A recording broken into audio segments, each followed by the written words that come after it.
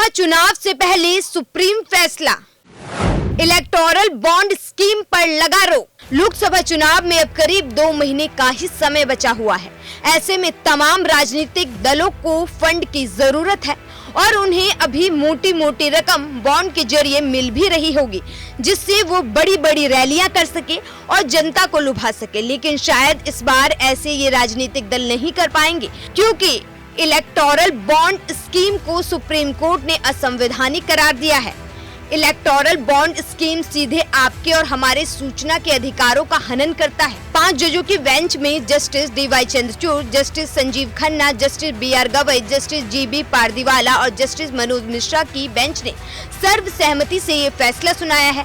Chief justice ने कहा, political process में राजनीतिक दल अहम यूनिट में होते हैं। पॉलिटिकल फंडिंग की जानकारी वह प्रक्रिया है जिससे मतदाता को वोट डालने के लिए सही चॉइस मिलती है। वोटर्स को चुनावी फंडिंग के बारे में जानकारी का अधिकार है, जिससे मतदाता के लिए सही चयन होता है। याचिकाकर्ताओं में एसोसिएशन फॉर डेमोक्रेटिक रिफॉर्म्स यानी एडीआर, कांग्रेस नेता जया ठाकुर और सीपीएम शामिल हैं।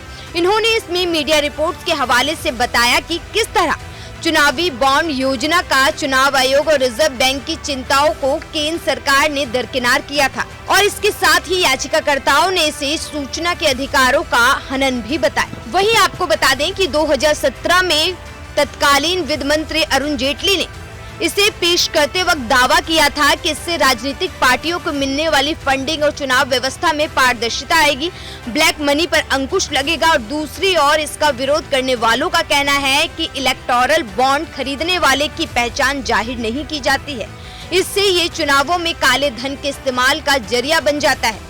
जिसके बाद सीजेआई डी.वाई. चंद्रचूड़ की अध्यक्षता वाली 5 जजों की बेंच ने 3 दिन की सुनवाई के बाद 2 नवंबर 2023 को इस मामले में अपना फैसला सुरक्षित रखा था। बड़ी बात यह है कि इलेक्टोरल बॉन्ड को लेकर ये 2017 में ही इस स्कीम को चुनौती देने की याचिका दायर की गई थी।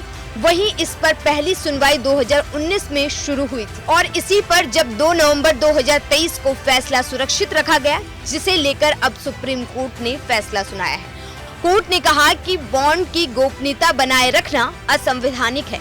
ये स्कीम सूचना के अधिकारों का उल्लंघन कर रही है। अब देखना होगा कि इलेक्टोरल बॉन्ड स्कीम को असंवैधानिक करार देने के बाद लोकसभा चुनाव में इसका क्या असर पड़ता है। ब्यूरो रिपोर्ट, दैनिक हिंद।